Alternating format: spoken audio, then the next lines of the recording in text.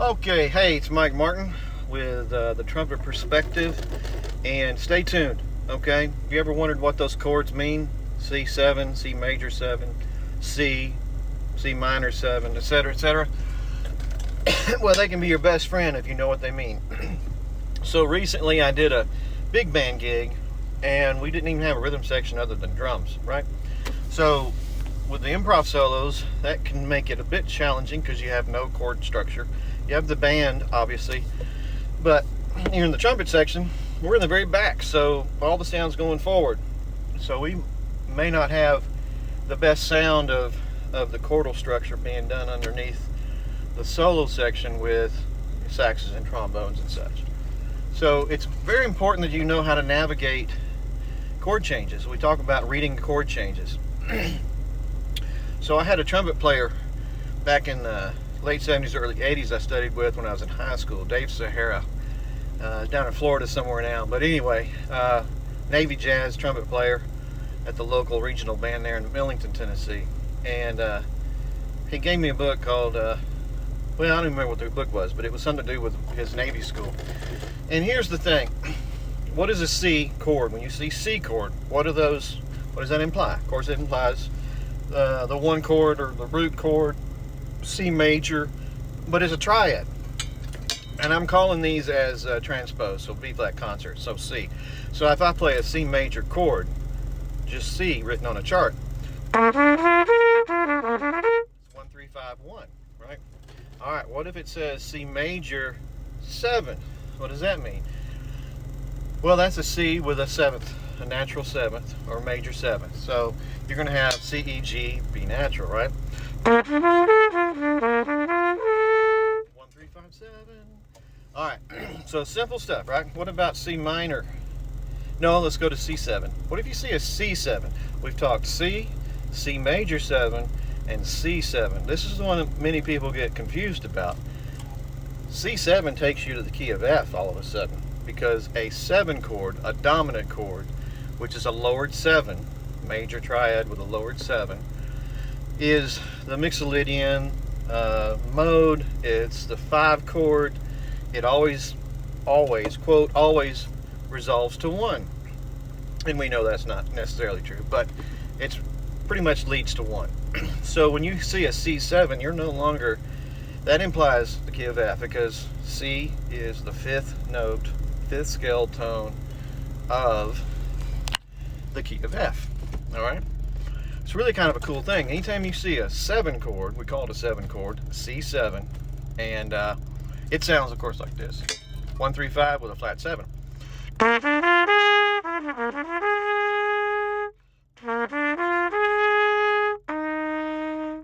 of see how it goes to the 1 of F. All right, what about a C minor 7? Now you've got a flat 3 and a flat 7, lowered 3, lowered 7. And the minor chord in major can take place in the 2 position, in the 3 position, or the 6 position. All right? So think of on a scale, C, D, E, F, G, A, B, back to C, right? So your minor chords are going to be the D minor, E minor, and A minor. It's all they can be, right?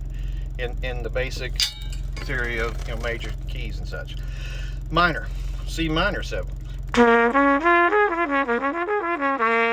So you've basically got major, or C triad, minor, major 7,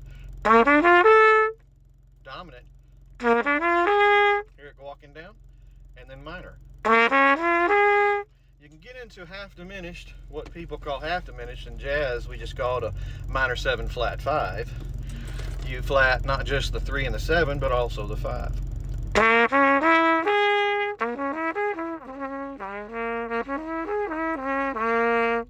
All right, and then of course you got full diminished chord, or the only diminished chord if you're a jazz guy. You flat again. You lower the 7th one more time. Oh yeah. So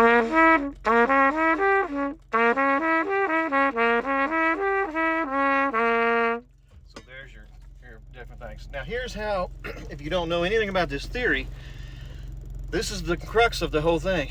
If you see a C chord, there's no alterations, nothing's lowered. It's, if you're in the key of C, it's C, E, G.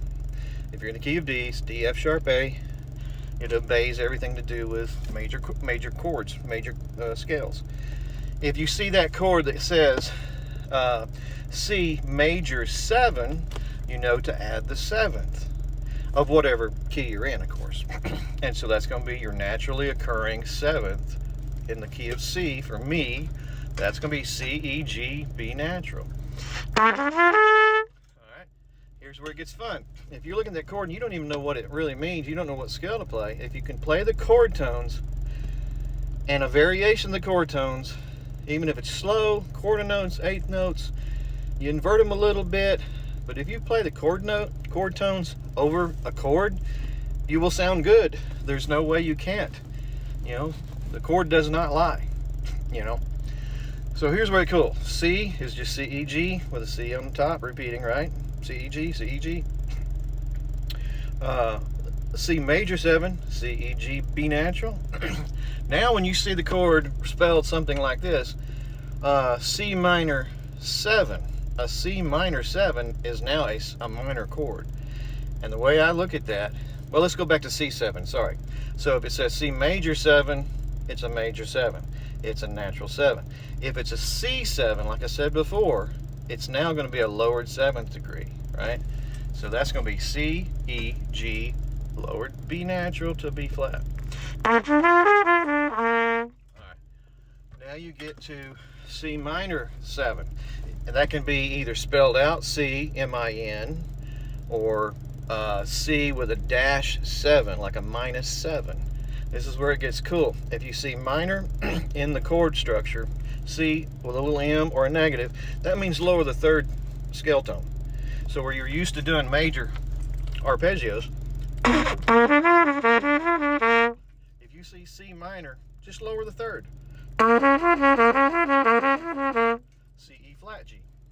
And if it says C minor 7, you're lowering the 7th as well. So you're lowering the 3rd and the 7th. Here's your C major. Lower the 3rd and 7th. So when you start seeing these chords, if you can look at it as you approach them or before the tune even starts, you can take a look at that and get yourself some sort of a map and play it safe.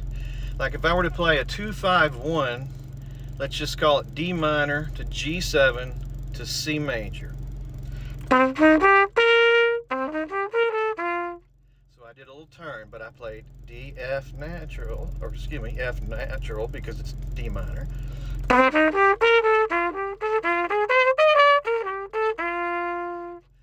the 5 of the chord. So that was a 2-5-1, just ba-ba do ba da ba. Sorry. Kind of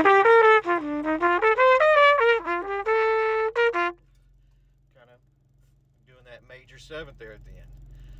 Anyway, hope this helps. I know it's a little lengthy. I'm hot in this car too, by the way, here in my Del Sol. So if you stuck with this, that's my thing. It's just learn your chord tones, practice arpeggios. I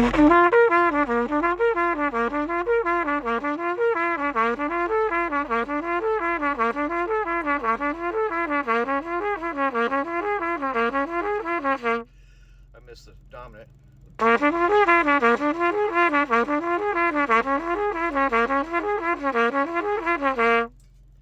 You know, get those under your fingers and you'll do fine. The last thing I'll leave you with is some say it's just jazz, it doesn't matter. Well, it does. It really does. Improvisation can be right, it can be wrong. But in general, keep in mind, have a good sound. That's the main thing. Have a good sound coming out of your horn. Make a good melody if you can. If you can hear the rhythm and hear the chord changes, that'll help a whole lot. You know, remember too that you know, you really are only half a step from the right note in most cases, half a step. And lastly, I think that a bad note played with a good sound is better overall than the perfect note played with a bad sound. So if you play the wrong note, play it well. If you play the wrong note, one last tidbit, play the note again and then play it a 3rd time. And people will actually think you meant to do that, so therefore it must be awesome. Have a great day.